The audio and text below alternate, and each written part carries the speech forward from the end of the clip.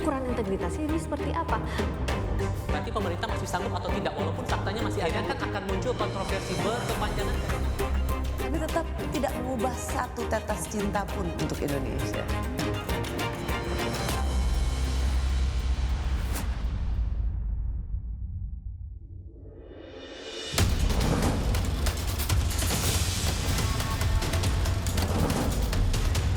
Bayangin orang yang kebanggaannya presiden tiba-tiba dikriminalisasi bahkan tanpa pamit sama presiden.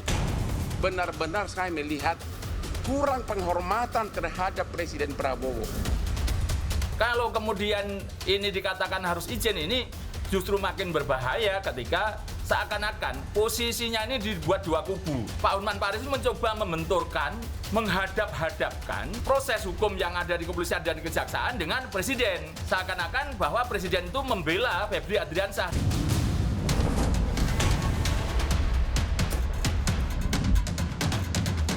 Sekali lagi berkali-kali saya bilang bahwa kita tidak akan pilih kasih, kita tidak akan tebang pilih, kita tidak akan tidak bertindak terhadap penyelewengan.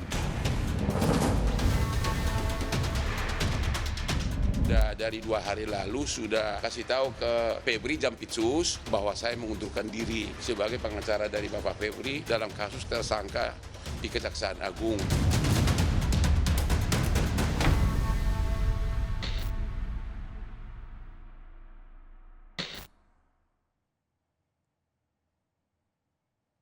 Selamat malam, program Rosi kembali hadir ke hadapan Anda sebagai ruang opini sumber informasi. Kali ini bersama saya, Rosiana Silalahi.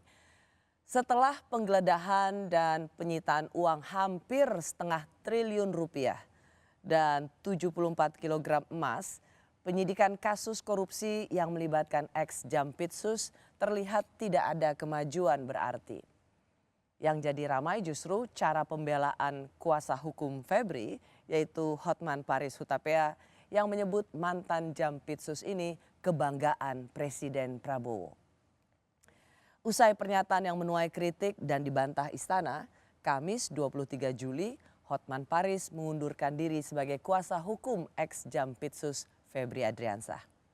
Malam ini saya mengundang seorang advokat yang saya menyebutnya sangat senior, yang juga Ketua Umum Dewan Pimpinan Pusat Asosiasi Advokat Indonesia periode 2000-2010,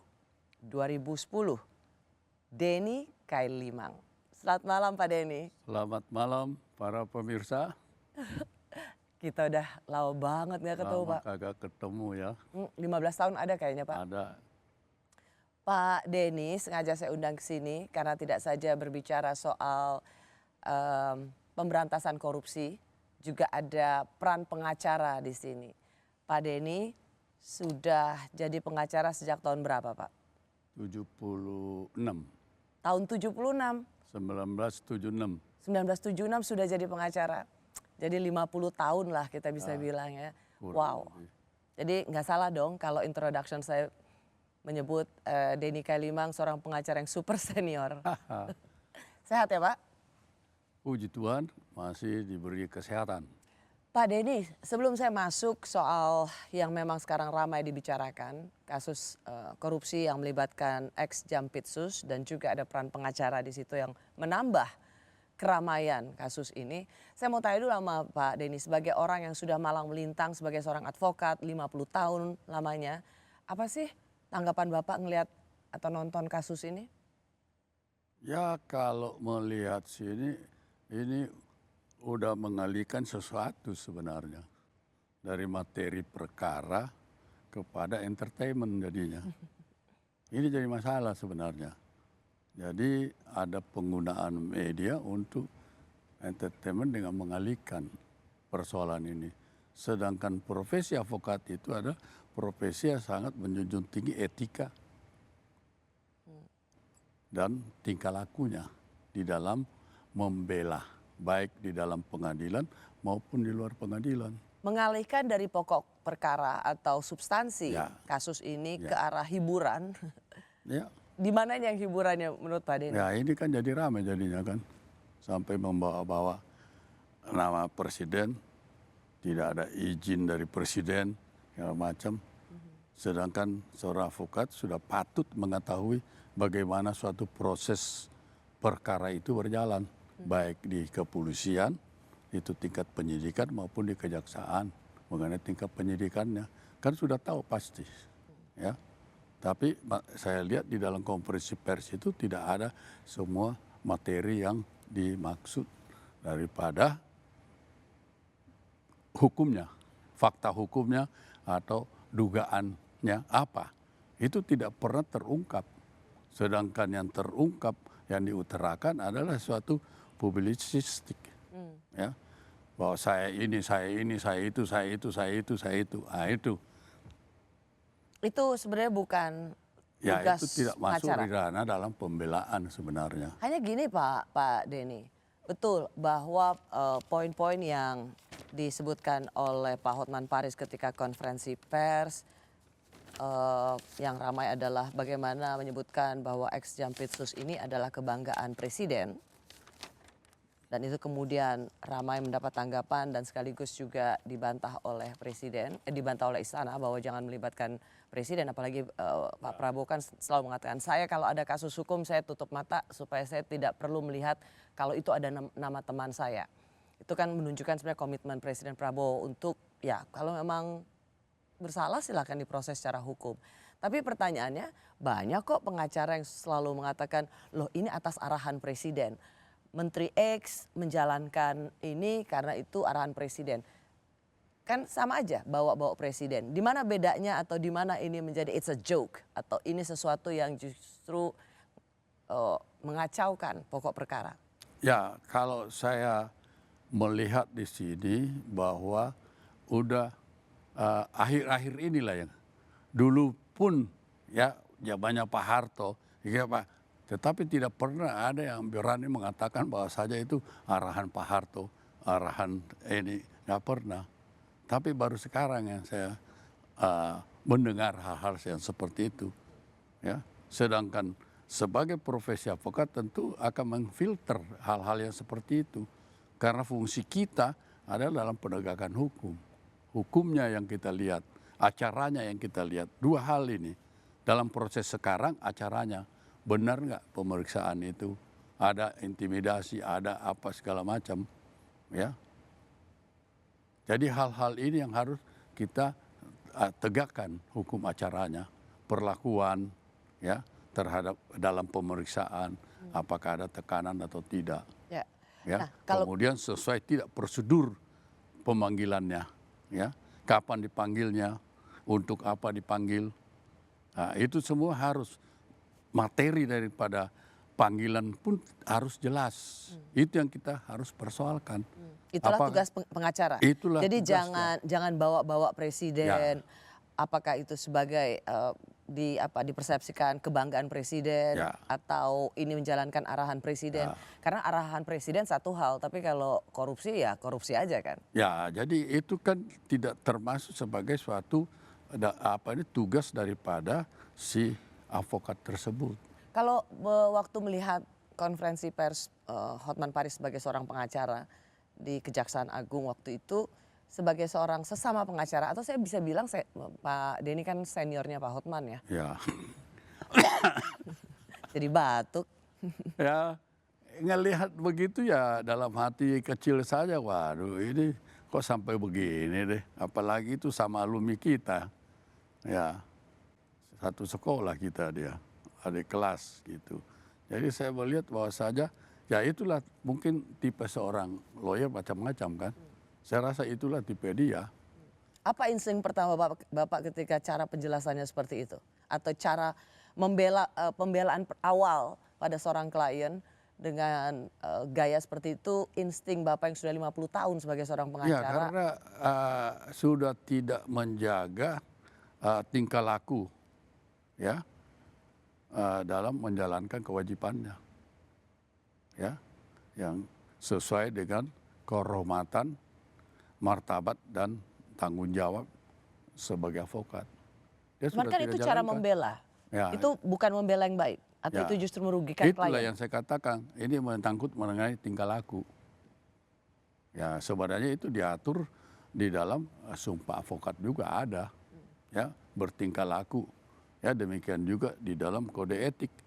Ya, kalau saya bisa bacakan di sini bahwasanya bersikap, bertingkah laku, bertutur kata atau mengeluarkan pernyataan yang menunjukkan sikap tidak hormat terhadap hukum. Ini kan sudah tidak hormat kan, ya, peraturan perundangan. Nah ini dalam hal ini dia ada hal-hal yang kita harus berbuat tidak bertentangan dengan kewajiban dan kehormatan serta martabat. Nah, itu kita katakan officio nobile kita sebagai profesi avokat. Itu tingkatannya di situ. Ya, mana yang kita bisa lakukan, mana yang tidak kita bisa lakukan. Ada batasannya. Nah, ini sekarang ini sangat banyak yang demikian. Sudah menyinggung mungkin hal-hal di luar dalam koridor yang dikatakan pembelaan. Buat Pak Denny Kailimang, di bagian mananya yang rasanya itu sudah over the bridge atau itu sudah melampaui batas kepatutan yang dilakukan oleh seorang pengacara. Ini sebagai pelajaran bagi para pengacara lainnya, terutama para pengacara muda. Ya itu antara kita sama klien itu ada kerahasiaan juga kan. Jadi kita tidak bisa mengemukakan juga. Tangani kasus lain, kemudian ya, tapi kita... kalau menyebut sebagai kebanggaan presiden kan bukan kerahasiaan dong. Enggak, itu salah satu ya. Ya, kan dia juga ada juga keluar kata-kata bahwa klien saya itu sudah bertahun-tahun kan. Oh, maksudnya Pak Hasim sebagai adiknya Pak Prabowo Ya, sudah jadi klien ya, gitu. ya. Jadi mengumbar portfolio. Itu kan jadi masalah juga kan, seharusnya tidak perlu secara ini kan. Itu kan harus ada juga batasannya. Yang kedua... Oh sorry Pak Denny. Jadi kalau misalnya seorang pengacara punya portfolio, pernah kliennya adalah keluarga presiden atau keluarga bangsawan mana atau konglomerat mana, itu seharusnya tidak perlu diumbar? Iya tidak perlu, ya kan? Kan sebenarnya mungkin buat beberapa pengacara ya, itu... Di dalam rangka pembelaan, kalau dalam rangka tidak secara umum bisa-bisa saja. Tetapi kan ini secara umum dia utarakan. Ya kan? Dan, ini dannya, dalam proses pembelaan yang ada kaitannya dengan kliennya. Ini kan persoalan, ada kaitan dengan kliennya yang dia sedang bela. Nah, jadi dua hal ini yang perlu dia utarakan dan mengatakan dia tadi Rosi katakan bahwa saja anak emas, kemudian saya juga adalah klien dari keluarga Presiden Prabowo. Ini kan dalam hal jadi ini dua adiknya hal Pak yang Prabowo. sebenarnya memang mengusik kita juga sebagai profesi avokat. Apa yang paling terusik dari penyebutan itu? Ya akhirnya nanti kita ini disangka hampir sama lah, semua disamakan. Ya. Kalau Hampir cara-cara semua seperti itu. disamakan, ini kan jadi masalahnya kan. Saya nangkep maksudnya Pak Denny. Bisa juga klien yang disebutkan, saya sudah 20 tahun, 25 tahun menjadi klien si X, dan ketika dia sedang konferensi pers kasus korupsi, belum tentu klien yang sudah bersama yang bersangkutan selama 25 tahun misalnya, itu juga bersedia disandingkan gitu kan? Ya, jadi ini kan jadi persoalan terutama bagi klien juga kan.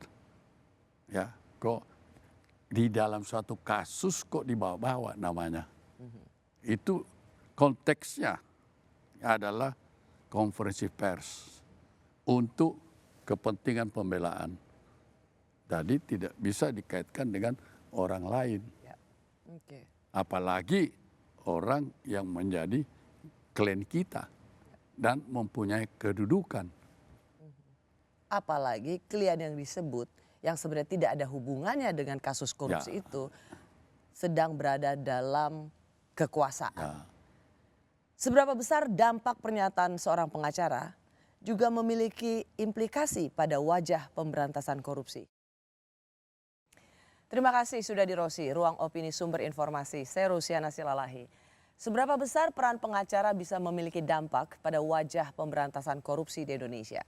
Saya sudah bersama seorang advokat senior, sudah 50 tahun bergerak di bidang hukum yang juga Ketua Umum DPP Asosiasi Advokat Indonesia periode 2000-2010, Denny Kailimang. Pak Denny, kalau saya tadi pertanyaan dalam pembuka segmen kita ini, seberapa besar sesungguhnya pernyataan, perilaku pengacara itu punya implikasi pada wajah pemberantasan korupsi? Bapak cenderung setuju nggak bahwa apapun yang dikatakan, dilakukan oleh pengacara itu sesungguhnya juga bisa punya dampak baik atau juga punya dampak buruk? Iya, jadi ini menyangkut profesi kan ya. Dalam rangka pembelaan di luar materi korupsi tersebut ya. Itu dulu yang kita harus lihat bahwa saja kebebasan advokat ini kan dalam menjalankan tugas profesinya untuk membela perkara. Ya, ini satu. Yang kedua juga ada kewajiban untuk merahasiakan segala sesuatu yang diketahui atau diperoleh dari kliennya. Ya, tidak bisa dipublisir demikian rupa. Ya. Jadi ini dampak pelajaran bagi para advokat-advokat yang sekarang. Bahwa saja kalau membela ya mempunyai kewajiban ya. Kita punya kebebasan, kemandirian. Tapi tentu ada koridornya. Koridor itu adalah etikanya gimana. Ya, di dalam melakukan pembelaan tersebut. Ada etikanya sampai sejauh mana. Ya, di luar pengadilan dan di dalam pengadilan bagaimana. Kalau misalnya pernyataan bahwa yang digeledah adalah rumah seorang Jampitsus, kebanggaan presiden, sudah memberikan kontribusi pemasukan negara karena sebagai ketua pelaksana harian PKH dan bisa mengembalikan uang sebesar lebih dari 400 triliun rupiah. Dan kemudian dianggap bahwa tindakan ini kriminalisasi karena juga tidak ada izin presiden. Apakah itu masih dalam koridor pembelaan yang seharusnya atau ini yang tadi Bapak sebut tidak memiliki etika? Ya, seharusnya dalam pembelaan tersebut harus sesuai dengan fakta-fakta yang dia dapatkan dari kliennya kan. Kan ini bisa ya, jadi fakta kan. mengembalikan Mungkin 430 apakah dari kliennya dia dapatkan demikian atau improvisasi dia saja. Itu belum terungkap di situ. Sampai sejauh mana dia dapatkan fakta-fakta setelah mempelajari berkas perkara tersebut. Ya. Jadi ini jadi persoalan, ya. Kemudian dia menyatakan begitu, apakah seizin kliennya atau tidak atau sepengetahuan kliennya. Nah, ini kan jadi masalah. Nah, sebagai advokat tentunya memfilter ini apa yang bisa diungkapkan, ada dukungan bukti dan fakta yang bisa dia pertanggungjawabkan untuk bicara. Harusnya sudah direstui sih bahwa kemudian ada improvisasi itu satu hal. Karena kalau kita lihat konferensi persnya itu kan sebenarnya di Kejaksaan Agung diberikan tempat, jadi memang disiapkan dengan baik. Bahkan kalau kita lihat komentar dari publik melalui sosial media seperti seolah di-entertain oleh Kejaksaan Agung karena bisa seorang pengacara memberikan konferensi pers dengan cara yang seperti disiapkan dan itu di Kejaksaan Agung. Artinya kan ya bisa saja dapat blessing untuk mengatakan hal demikian. Ya boleh saja, tetapi seharusnya dia memfilter itu. Ya, karena dia tahu batasan-batasan mana yang harus dia kemukakan dalam rangka pembelaan. Ya, mungkin saja boleh di pengadilan dilakukan, tidak sedini ini. Kalau seandainya cukup buktinya. Tetapi kalau sebelum ini, sebelum ke pengadilan di publik itu jadi masalah bagi profesi kami. Itu jadi masalah bagi profesi Anda. Ya, jadi itu jadi masalah karena ini kan tidak boleh dilakukan hal yang seperti itu. Ini blunder ya menurut Bapak? Nah, jadi kalau kita lihat bahwa saja dia sudah tidak menjalankan tugasnya profesi ya sebagai advokat. Jadi kemandiriannya itu apa semua sudah terkontaminasi kelihatannya. Misalnya jadi, seperti kata Rosi tadi, dia tidak mandiri lagi berarti kan? Gak mandirinya di mana? Nah, mandiri karena dia mengikuti satu proses yang dia dengar, dia ini. Maksudnya hanya mendengar dari sisi kliennya. Apakah dari berita, apakah dari kliennya, kita tidak tahu. Sampai dia bisa menyatakan demikian kan. Apa yang menurut Bapak paling fatal atau blunder yang dilakukan oleh seorang pengacara seperti yang dilakukan oleh Pak Hotman Paris? Ya, buat lesson learn bagi para pengacara. Ya itulah bahwa saja sudah menyangkut di luar koridor daripada pekerjaan atau Ya itu kan profesi ininya advokat teorinya ini. apa? Kalau kasih contoh kasusnya apa? Ya. Contoh statementnya. Ya itulah tadi yang 25 tahun, 20 tahun lebih menjadi kliennya di Pak semua. Kan tidak Prabowo. perlu karena di sana di di sumpah kita juga ada kan, atau di undang-undang advokat ada. Ya mengatakan bahwa saja advokat wajib merahasiakan segala sesuatu yang diketahuinya atau diperoleh dari kliennya. Jadi dia nggak boleh kan keumumkan. Oke, kalau misalnya gini Pak, sebagai orang kebanggaan presiden bisa mengembalikan uang 430 triliun dan kemudian ini dianggap kriminalisasi karena juga rumah digeledah tanpa seizin presiden. Benar dong ini? Ya, jadi kalau ya makanya hukumnya itu tidak ada di dalam KUHP bahwa harus izin presiden kalau mau geledah. Oh jadi nggak benar juga pembelaan semacam ini? Ya nggak ada kan.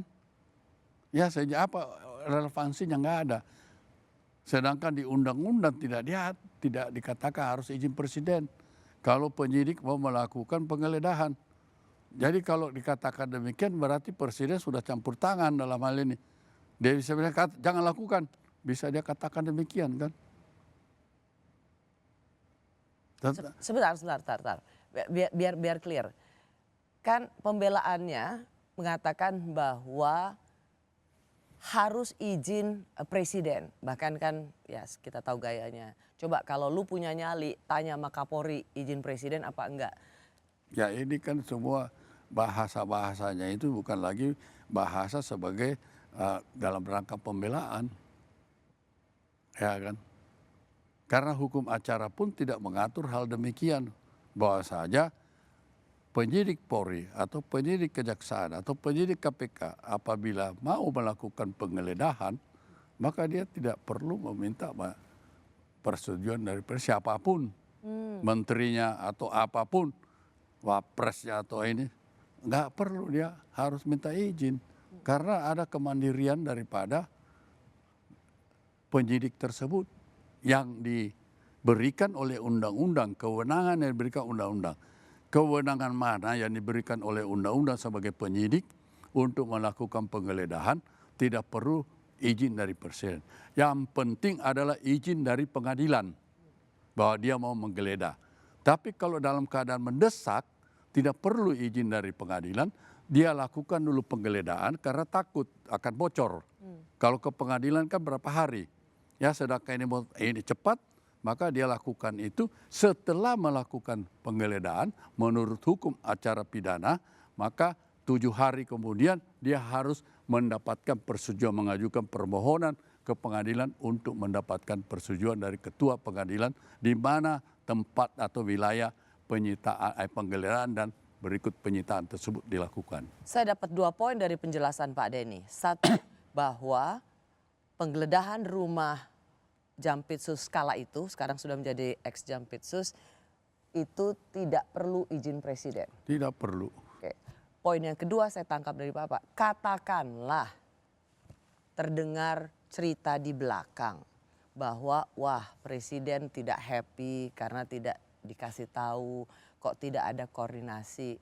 Katakanlah asumsinya bahwa ini dapat cerita di belakang ini terjadi. Harusnya pun seorang pengacara tidak perlu mengatakan ini dalam konferensi persnya. Kita hukumnya yang kita itu kan bisa gosip atau bisa apa politik atau apa kita tidak tahu. I know, tapi katakanlah itu benar. Katakanlah presiden tidak terlalu happy karena harusnya saya dikasih tahu dong. Harusnya kan itu juga tetaplah menjadi ruang yang tidak perlu disebutkan. Tidak perlu karena ketika itu disebutkan maka akan ada multitafsir. Loh, presiden ingin campur tangan gitu kan. Nah, karena kita koridor kita adalah hukum acara pidana dalam penggeledahan dan penyitaan tersebut. Oke. Pak, saya ingin sekali lagi masuk ke poin.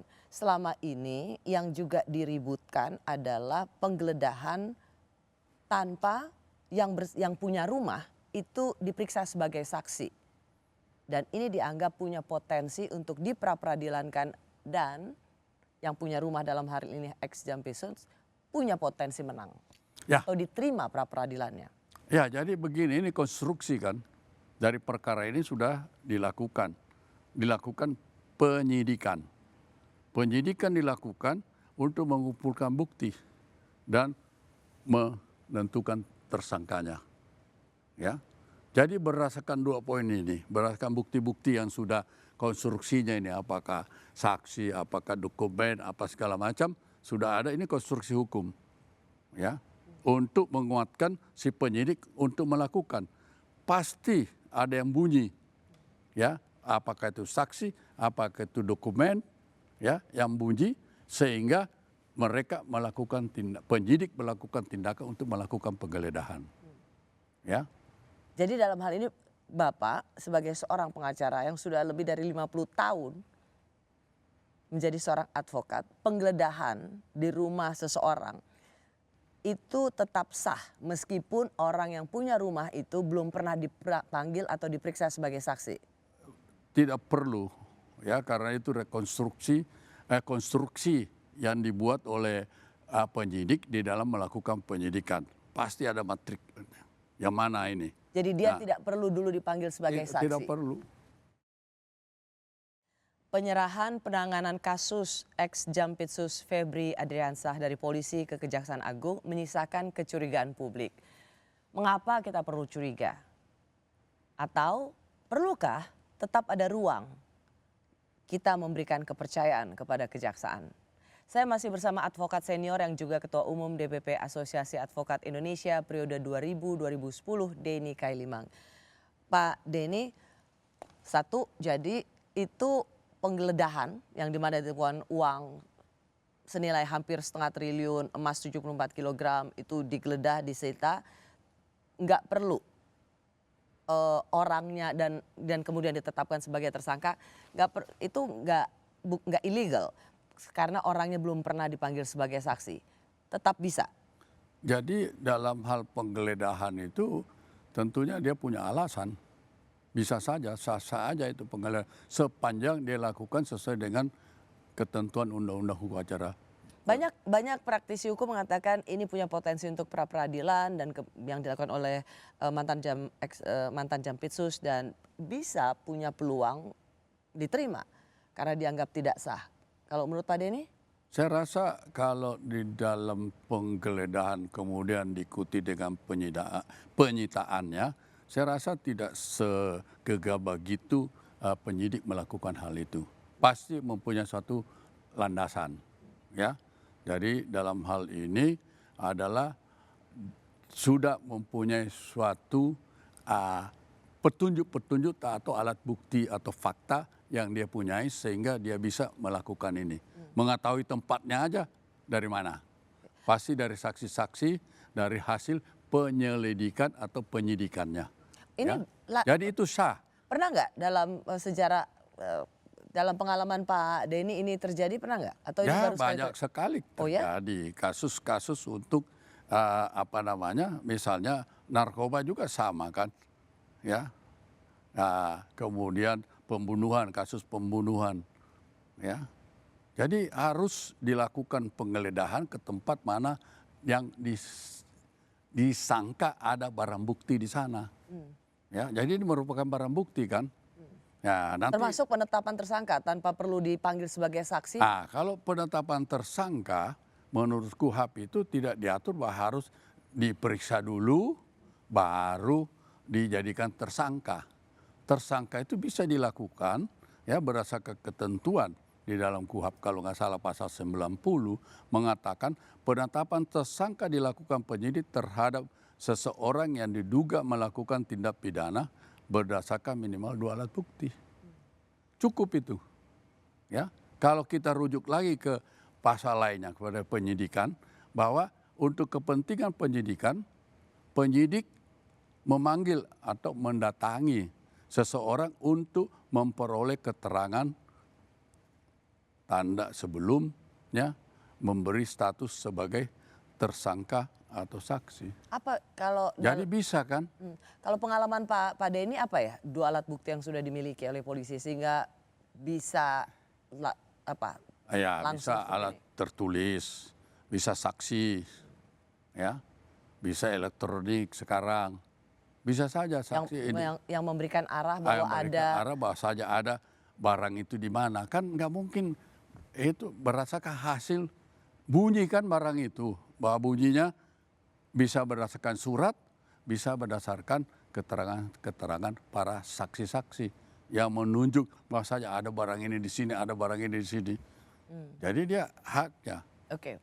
Kalau kita bicara soal penggeledahan timbunan emas, brankas yang luar biasa isinya, Pak Denny, kemudian penjelasan dari Pak Febri, waktu itu masih Jampitsus, mengatakan bahwa ya betul ini adalah rumah saya,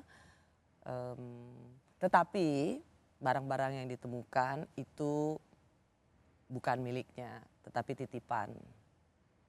Nah,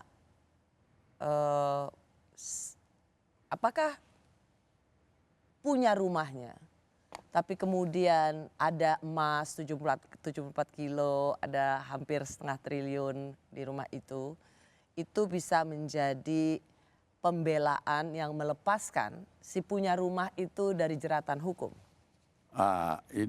Ini kan menurut berita dan sebagainya. Yang penting Itu nggak berita, itu penjelasan dari Pak jadi itu kan termasuk itu.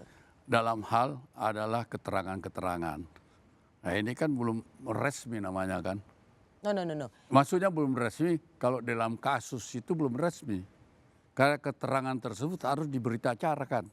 Persis. jadi Tapi maksud kalau saya berita untuk acara- orang yang punya rumah, Pak Febri, kan Pak Febri mengakui bahwa rumah yang digeledah itu adalah rumahnya. Ya, betul.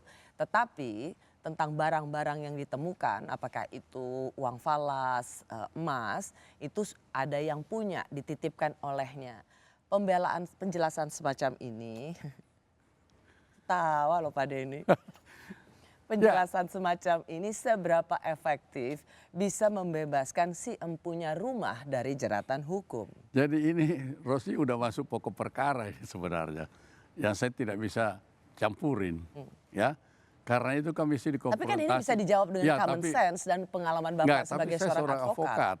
Nggak bisa memberikan komentar demikian. Itu masalahnya. Bukan nggak ini. Karena ini kan dalam proses penyidikan. Ya. Jadi saya tidak bisa mencampurin. Biarkanlah nanti si penyidik pakai analogi yang yang profesional yang menilai pembicaraan konferensi pers dia pernyataan dengan fakta. Ya kan? Itu dua yang nanti si penyidik yang harus mencari ininya. Iya, tapi kan gampang, pertanyaannya kan gampang. Seberapa besar yang punya rumah kalau hanya nampung itu bisa ikut dijatuhi hukuman atau kan itu yang kena jeratan hukum ya yang naruh emas dong. Ya kalau dia sewakan mungkin. Ya. Kita kan tahu juga belum. Dia sewakan, ya si penyewa yang pakai. Nah ini mungkin saja kejadian begitu kan. Ya. Jadi bisa lolos dengan alasan kalau itu. dia sewakan berarti kan tidak ada ininya. Hubungannya saya sama yang pakai rumah itu kan. Makanya kembali kepada bukti-bukti yang ada dikaitkan dengan pernyataan tersebut. Karena, kenapa saya tanya ini Pak? Kenapa? Karena misalnya gini, rakyat biasa gitu, orang biasa lagi jalan, terus kemudian di stop oleh polisi, ada ganja di situ, kan pasti ditangkap deh. Ya kebetulan dia di dalam kan. Karena dia di dalam kan. Kalau mobil sewaan gimana? Kembali lagi nggak? Yang ditangkap kan yang bawa, yang sewa itu kan. Nah ini analoginya di situ. Kalau dia sewain gimana? Oke. Jadi dia kan nggak. Jadi keberadaan orang, apakah itu pemilik rumah atau pemilik mobil atas nama mobilnya, bukan dia yang nyetir, itu bisa membebaskan dia dari jeratan hukuman. Ya, seharusnya demikian. Wow, wah. Karena meskipun, Sal, go ahead. ya itulah namanya nanti di pembuktian. Sampai sebanyak kuatnya pembuktian ini yang bisa mengcounter si pemilik mobil tersebut. Bahwa saja Si pemilik rumah ini. si pemilik rumah tersebut mengcounter, jaksa mengcounter ini. Ini buktinya ada lagi, ini buktinya ada lagi, ini ada lagi. Ya. Nah ininya problemnya untuk mematahkan itu. Terima kasih Anda masih di Rosi. Saya bersama seorang pengacara super senior, lebih dari 50 tahun sudah praktek dari tahun 76, Pak Denny Kailimang. Pak Denny, saya masih penasaran. Jadi soal rumah dan temuan emas 74 kilo, hampir setengah triliun uang ada di rumah itu. Jadi kalau yang punya rumah merasa bahwa itu bukan miliknya tetapi dititipin, ini menjadi salah satu bisa membuat si empunya rumah bebas dari jeratan hukum. Kalau kata Dan lepas dari kasus pencucian uang. Kalau Rosi mengatakan, pemilik rumah mengatakan itu dia pemilik rumah, ya, dan uang tadi titipan apa, ya? Ya, titipan silakan dicari, itu bukan milik saya Bukan sebagai milik dia. punya rumah. Ya, ini kan profesionalisme dari penyidik kejaksaan ini yang dituntut untuk membuktikan. Iya. Ya, apakah benar ucapan tersebut atau tidak. Ya, karena terus terang ini sudah pokok perkara kan. Ya, Kenapa saya tanya ini Pak? Kenapa Ya. saya penasaran menanyakan ini? Karena ketika itu diucapkan oleh seorang Jampitsus, seorang yang posisinya sangat strategis dalam dunia penegakan hukum, itu kan nggak mungkin tidak memiliki landasan. Kecuali yang ngomong itu orang awam, masyarakat biasa yang dia nggak tahu maknanya atau implikasi hukumnya. Kalau ini diucapkan oleh seseorang yang sangat posisinya strategis selama ini dalam proses penegakan hukum, ini kan nggak bisa dianggap sepele. Meskipun banyak orang mengekspresikan penjelasan ini dengan mencibir. Karena come on, itu rumahnya, terus ada brankas, ada berkoper-koper uang nggak tahu. Nggak mungkin lah yang punya rumah nggak tahu. Apalagi yang punya rumah ini juga bukan pemilik kos pada umumnya, tapi seorang pejabat tinggi super strategis di bidang penegakan hukum. Tapi kalau toh itu tetap diucapkan, saya sih merasa ini adalah sebuah pernyataan yang layak untuk dicermati dan bisa punya peluang yang membuat banyak orang akan terkejut-kejut. Kalau saya ya, makanya saya nanya Bapak. Ya, jadi di dalam hal ini tentunya dengan pernyataan demikian, apakah rumah tersebut disewakan atau tidak kan? Nggak ada Ini sih yang bilang disewakan. belum ketahuan kan? Oke gini deh Pak Denny, gini. Mungkin nggak ada seorang pejabat tinggi aparat penegak hukum rumahnya terdapat uang dan emas batangan 74 kilo, dia nggak tahu itu uang siapa, mungkin nggak? Susah sekali untuk menjawabnya. Oke, Ya. kalaupun dia tahu dan dititipkan, Ya. misalnya punya pengusaha, Ya. apakah ini juga bagian dari pelanggaran hukum? Ya kan, kalau demikian kan seharusnya kan sama juga kalau kita profesi avokat, tiba-tiba dititipin juga kan, ya. Ya titipin dari mana? Berani kita nggak untuk menerima titipan tersebut? Ya. Ya. Jadi ini suatu tingkatan kita, ya. Apalagi sebagai penegak hukum dan sebagai kita profesi apa kok dititipin, ya. Pak Denny kalau dititipin kayak gitu mau nggak Pak? Ya, mana mau kalau memang kita tidak tahu asal usulnya duit tersebut kan, ya. Ya itu semua orang tidak akan melakukan dengan tingkat keahliannya, tingkat pendidikannya, ya. Praktek sudah begitu lama semua kan nggak mungkin kan. Jadi tentunya masyarakat tentu akan bertanya-tanya juga. Oke. Banyak sekali yang bertanya, mungkinkah hal itu terjadi atau tidak, ya. Makanya kan saya tanya, Ya, Bapak cuma jadi ketawa-ketawa dari tadi Pak. semua bertanya itu, mengapa bertanya kepada saya. Tetapi saya tidak bisa menjawab karena ini sudah materi kan. Saya tidak bisa, karena selain pernyataan tersebut harus diperiksa yang lainnya kan. Oke, kita ganti kalau Ya gitu. ganti deh. Oke. Pak, ketika ini dilimpahkan ke kejaksaan, dilimpahkan bukan berarti karena berkasnya udah siap untuk penuntutan, tetapi diserahkan, dialihkan. Ini sejarah baru atau sebenarnya selama Bapak jadi advokat udah pernah terjadi kayak gini? Makanya saya bilang dunia agak gelap ini sekarang ini. Jadi apakah udah dark justice ini? Dark justice. Kenapa bisa sampai sesuatu pekerjaan dalam penyidikan ya yang sudah dilakukan tiba-tiba bisa dilimpahkan ke institusi lain. Ya. Ini nggak pernah terjadi selama Ya, sejarah nggak pernah Bapak jadi terjadi advokat? selama ini. Nggak pernah? Tidak pernah sepanjang pengalaman saya sebagai advokat tidak pernah terjadi.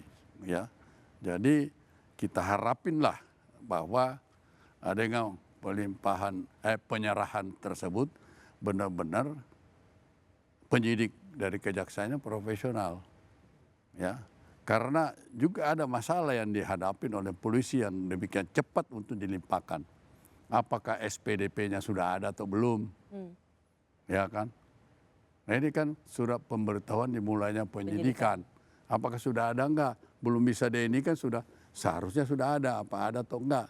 Ini juga jadi masalah bagi mungkin kepolisian penyidik ini, polisi ini terlalu cepat melakukan ini, mungkin lupa. Sudah dialihkan, ya SPDP-nya belum ada. Makanya di dalam hal ini mungkin penyidik kejaksaan juga melihat ini SPDP-nya di mana ini, ya. Terus penetapan tersangka. Itu kalau misalnya itu terjadi, situasi itu yang terjadi, apa sih Pak konsekuensinya? Ya jadi berarti itu kan wajib hukumnya. Kalau tidak dilaksanakan ini jadi cacat juga kan, ya. Kalau Ada- jadi cacat, implikasi Ada implikasinya mungkin bisa diperadilankan. Nah, kedua, ya dia dalam hal melakukan penyidikan dan kemudian menetapkan dalam penyidikan kan udah ada tersangkanya, pasti dia katakan udah ada tersangkanya, dia katakan ada tersangka. Ya pasal berapa? Itu harus jelas. Pasal berapa yang disangkakan? Ya, apakah 603 itu KUHP baru korupsi, 604, 605 mengenai suap, ya, atau pasal 12B ya mengenai gratifikasi, ya, atau dikatakan TPPU. karena pasal-pasalnya tidak dijelaskan, padahal Kita sudah ada belum dijelaskan. Oke, belum Ya, dijelaskan. Belum kita publik Padahal- belum tahu. Padahal sudah ada penetapan tersangka. Ya, termasuk di dalam hal ini penyidik kejaksaan juga pada waktu memeriksa kita tidak tahu juga pasal berapa yang dijadikan dugaan yang dilakukan tersangka. Apa 603, 604 mengenai korupsi, apakah suap, apakah gratifikasi, pasal 12B Undang-Undang Tipikor, ya, atau TPPU. Karena tadi Bapak bilang ini tidak pernah terjadi sebelumnya dalam sejarah pemberantasan korupsi atau kasus korupsi selama ini sebenarnya situasi seperti ini menunjukkan apa sih Pak? Yang saya katakan tadi itu, dark justice. Dark justice. Jadi gelap ini, iya kan? Jadi kita meraba-raba semua. Ya, konferensi pers biasanya dilakukan untuk menyatakan Ini dipanggil sebagai tersangka karena melanggar pasal ini, pasal ini, pasal ini. Tapi feeling Bapak sebagai seorang advokat 50 tahun sudah sebagai praktisi, ini arahnya kemana sih Pak?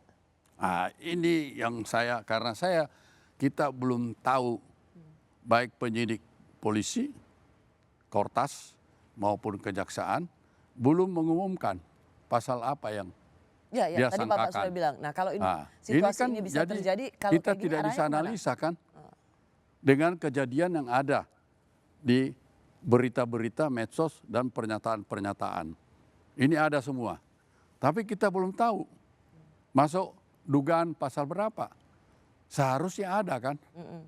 Nah, itu pun dengan demikian menjadi dasar pembelaan daripada. Oke, iya ya. Nah. Pak Denny sudah menjelaskan itu. Tapi kalau Bapak bicara ini, kalau kayak gini, ujungnya ini menurut Bapak, apa pilihan yang dimiliki oleh negara supaya kasus ini tidak menjadi anti klimaks dan memperdalam atau membuka lagi celah ketidakpercayaan publik pada pemberantasan korupsi? Harapan kita satu-satunya adalah profesionalisme, transparan dari kejaksaan, penyidik.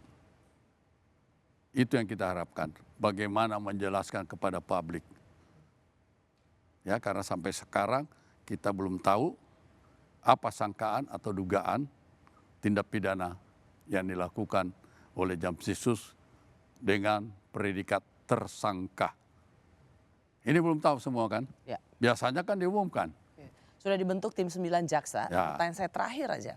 Seberapa besar beban mereka harus menjadi penyidik atas nama seseorang yang menjadi bos besar? Oke, pemimpin tertinggi adalah Jaksa Agung, tapi bagaimanapun juga Jampitsus itu adalah posisi yang sangat strategis. Bagaimana rasanya tuh jaksa-jaksa mau menetapkan pasal-pasal ke seorang yang pernah menjadi Jampitsus mereka? Rosi yang harus tanya mereka ini. Saya tidak bisa bertanya, itu hati nurani yang ininya mereka kan. Ya. Bagaimana hati nurani mereka untuk bisa menangani perkara ini secara profesional, transparan, ya, mandiri. Nah, ini penting ini. Ya, institusi ini saya rasa dicoba. Ya, ini menjadi cobaan mereka. Apakah mereka bisa mengklirkan kasus ini atau tidak? Ya. Semoga selalu ada seorang Baharudin Lopa muda di Kejaksaan Agung. Itu harapan kami, tapi kalau sendiri saja juga susah. Oke, Ya. kasih harapan lah. Ya. Ini udah saya mau kasih harapan Bapak. Harus ada suatu benar-benar ya, suatu pimpinan yang seperti Lopa ya, yang bisa seperti Hugeng yang benar-benar bisa mengayomi para Aparat bawahannya. pemberantasan, Ya. aparat penegak hukum. Ya. Pak Denny Kailimang, terima kasih banyak. Sama-sama. Senang, ini sebagai ajang reuni kita. Saya rasa kita sudah lebih dari 15 tahun tidak pernah Baru ketemu ya. Terima kasih ya Pak Denny. Oke, Sehat selamat terus. malam. Terima kasih juga bagi Anda yang sudah menyaksikan Rosi. Kita jumpa lagi Kamis depan. Saya Rosyana Silalahi. Sampai jumpa.